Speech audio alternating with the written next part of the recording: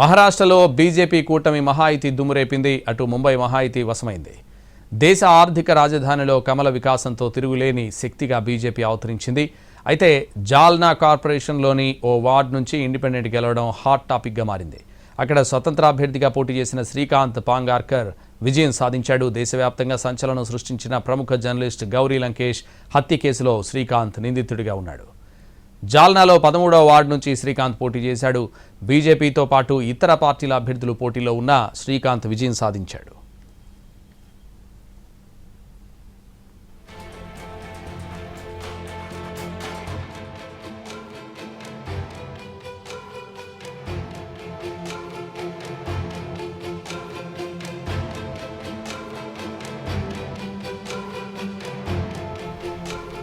గతేడాది అసెంబ్లీ ఎన్నికలకు ముందు శ్రీకాంత్ పాంగార్కర్ శివసేనలో చేరాడు. అయితే తీవ్ర అభ్యంతరాలు వ్యక్తం కావడంతో ఆయన అభ్యర్థిత్వాన్ని షిండే నిలిపేశారు.